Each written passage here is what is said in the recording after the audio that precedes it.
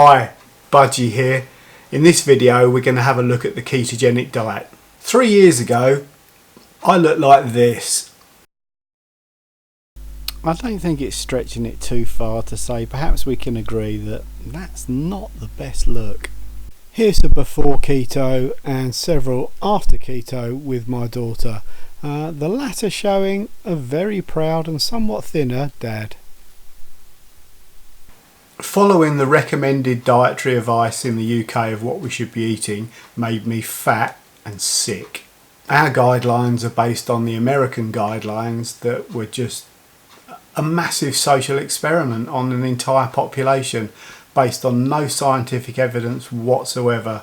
A gentleman called Ansel Keys, whose history I recommend you read. It's very interesting and will give you some satisfaction that the ketogenic route is an acceptable and indeed preferable means of weight control and general energy supply.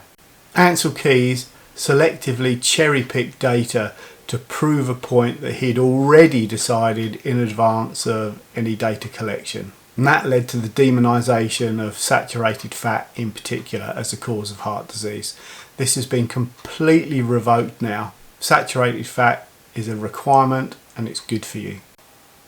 I'd previously tried to lose weight following the generally accepted conventional guidelines and advice received from my doctor, and that's to eat less and move more.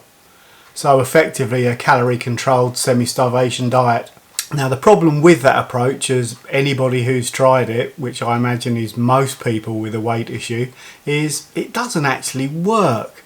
It's hellishly difficult to adhere to. The calorie restriction makes you miserable, it makes you hungry all the time, it makes you angry. Hangry is a word for a reason. It's horrible. If you do manage to shift weight and get down to your ideal, how do you then transfer into a normal way of eating to maintain that weight without just regaining it? Also, your body's not stupid. Once it detects this serious reduction in daily calories, your basic metabolic rate slows down to compensate. Due to the infinite amount of information we all now have just a click of a button away, I started to look elsewhere, and it quickly became apparent that there was an alternative out there: the ketogenic diet. It's variously been described as a fad diet, but when you look into it, it has an interesting and long history. It goes back over a century with the treatment of epilepsy, particularly in children, and the Banting diet, a term still used in South Africa, dates back even further. They're all effectively a carb restrictive diet. Low carb, high fat was the term bandied around when I started looking. I didn't come across the word ketogenic, and I followed the Atkins route. Over the course of just over a year, I lost 70 pounds. That was a third of my body weight at the time.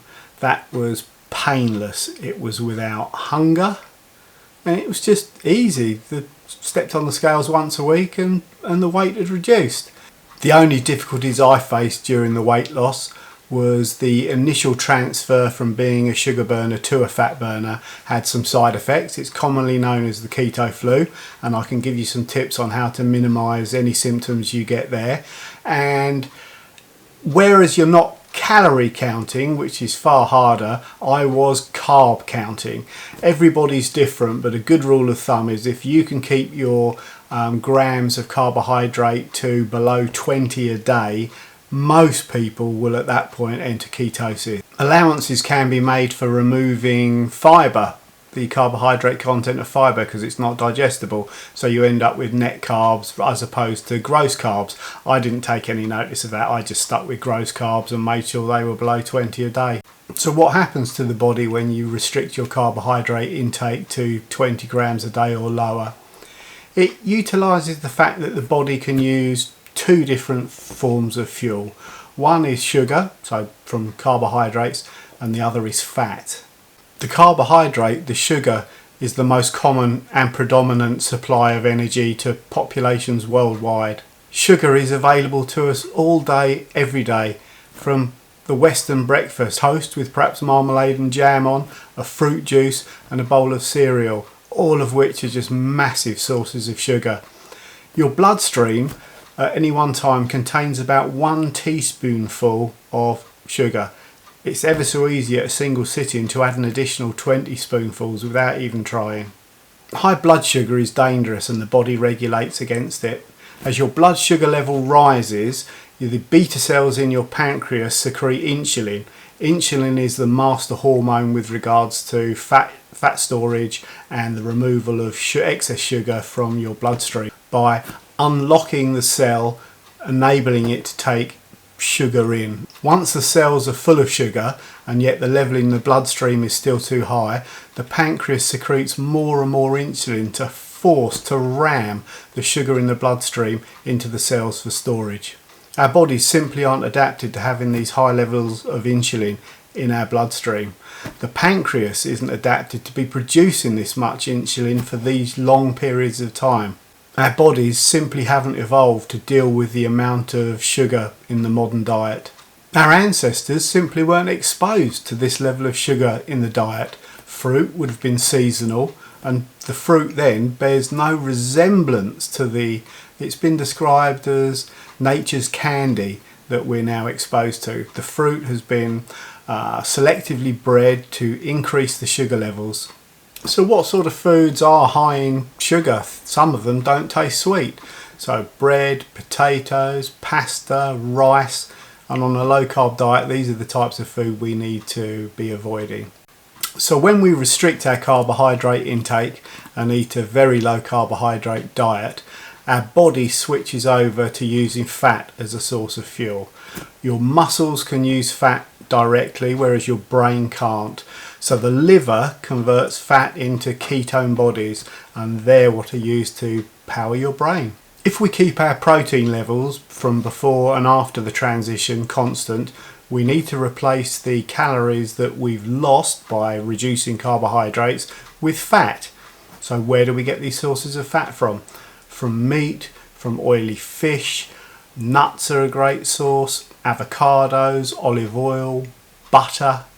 Once your insulin level drops due to there being no requirement for it because you have a much lower blood sugar level, that releases the fat that's stored in your adipose tissue, your fat to burn. Having such a huge reserve of energy to call on, your hunger is reduced. When I transferred over, I started eating 3 keto meals a day, and within weeks the desire to eat a breakfast had disappeared, and I now eat twice and at weekends sometimes just once a day. That's completely through choice. I'm just not hungry. The body will then happily burn fats either from what you ingest in your diet or from the vast stores that you've got saved in your body. By restricting the amount of fat you eat but still ensuring satiety, you just turn into this fat burning machine. Your body will be using its own fat stores even while you sleep. So you can expect effortless weight loss along with stable blood sugar levels and no hunger.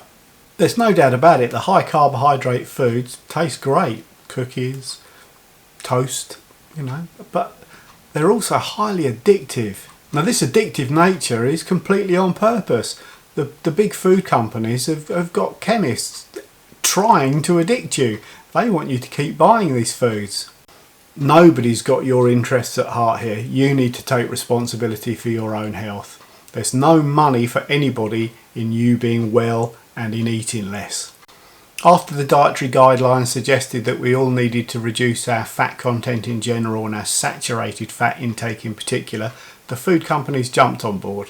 They stripped the healthy fats out of the products, which then had a nasty mouthfeel and didn't taste good.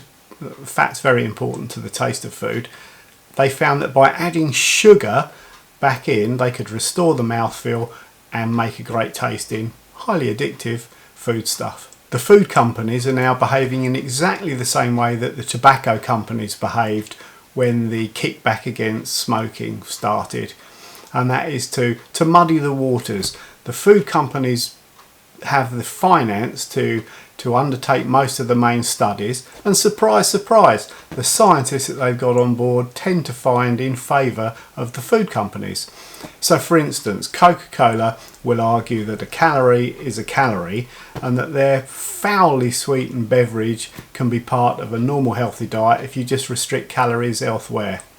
I don't think this is true. There's something particularly pernicious about sugar and what it does to the body. We are experiencing an explosion worldwide of everywhere that we take our diet to, of obesity and type 2 diabetes.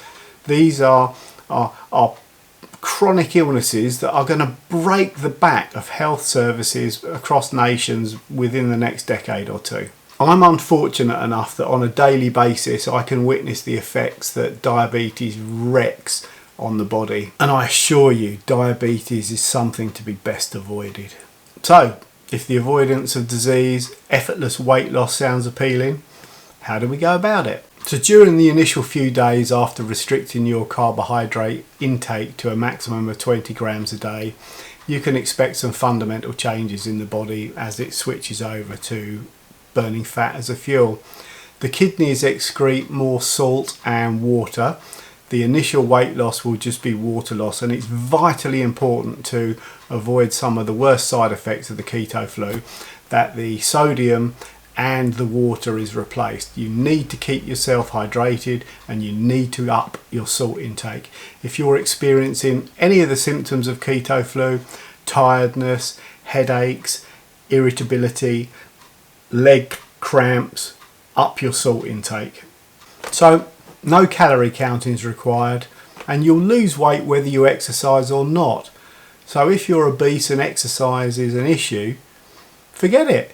You will lose weight without exercise. Now, an important point here is that exercise has a myriad of other health properties and it should be recommended. But to ease the pain on your joints, shift some weight first as your body makes use of this huge stored resource. In my case, the urge to exercise just grew. And if and when exercise does start becoming something that interests you and you want to get involved in, I hope you're going to pick walking, and then the rest of my channel opens up of interest as well. It's such an easy diet to live with. There's no pills, there's no meal replacement shakes. You're just eating real whole food. All the processed foods go. So the method I use to start with works well. I didn't have a clue when I started about the carbohydrate content of various foods, so I had to look everything up. I kept a chart on the fridge and was able to just read off. It's so much easier than calorie counting, and after a few weeks you just become used to it. You know the carbohydrate content of food. So let's talk rules of thumb. Number 1, eat when you're hungry. Forget the regulated meal times that we're set by convention. Eat when you're hungry. How much do you eat? Eat until you're satiated. Eat until you're full. Each meal can be based on a source of protein that usually goes hand in hand with a fat content, such as fatty meats, fatty fish. All that can be had with a salad or with vegetables. Again, a good rule of thumb here is that all above ground vegetables are fine, and limit or restrict or eliminate the below ground vegetables, the tubers. The leafy avocado salad, liberally covered with olive oil, makes a good side dish. And if you're the type of person that likes a sweet, I never particularly bothered. Berries and whipped cream are a great pudding. So if you're anything like I was, getting over the denial is the first part, and admitting to yourself that perhaps not being able to breathe while you're trying to do up your shoelaces isn't an indication of being at the pinnacle of health. The denial took many forms. I kidded myself when I looked in the mirror that I was getting fat. I ignored the fact that every time I went to buy a new pair of trousers they were 2 inches bigger than the last pair. And eventually it was one of the photographs that I showed at the beginning of the video that really rammed it home. I think it was the one with my daughter. I just looked and thought, oh my word, how fat are you? And decided to do something about it. So can you.